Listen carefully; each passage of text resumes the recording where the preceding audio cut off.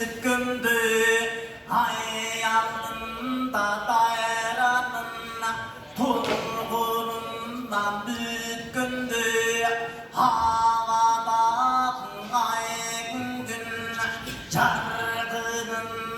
bütkündü kusurura verganna bildiğin dinganna ağzı gelgen çorgu atmatasın mingizgen yüzüz gelgen çorgu ömürmatasın dengizgen kırık çorgura verilgan tedigen tengilgan atandın gönlün matas kalkaday kaşka düş kaşkayı çıkır ballatırra kara küçkünü matas tatkırgın salıktırra atandın görü çorulur hepini canı biz geldik ve kalama olup gettidik aydın arçın akırın atandın gördüğünü anda bilinip kana kalgan gitti moşon bizden almandık uymanas aytmasan da bilindi amkusun bay koymanas kalak dursan da pırray urumukun cayma cay kaldırgan erdin şureken kalkınamazgan kureken kalkınamazgan jigitke kaytmagan ölüm demeken eldinin barın elekene dinen azgan jigitke katan görüm ermanas haldan ettirdir kana gönül evegina kasıl ev ayttım giminde kanını gümbrekçe kalavalı çuvağın kakayım böcerinde kasıl ev ayttım giminde begimge gümbrekçe bileksin tayzilimde sen geldin bu gözde keseyim mi dilinde çalım geldin bu gözde atandın gönlünü çuva senin carayın böğütündüğüne devoşettim aytkanda akbaltaydın çuvağı Ödükü bakpay kırsana gözünün yaşın mundala geçen kızıl kıya gizinde çılgındı gen kolu gen dala hırlap kurban gezinde oşon bilip kırgızdı çırgap kurban gezinde oşondu jatkanan kanan ayrışkan şatan kana sendin surat sabıldın malısın sapar kılganda beni karашım kalnak bezelenim çalındım ben oylonup koyulsun atandın gözün git kalma haldan ölüp kanana nege taşladın o negi türkün bol baştan çalgındı çalar sensin dige geçti çok gitti çok atandın görün git kalma haldan ölüp kanana kadar beni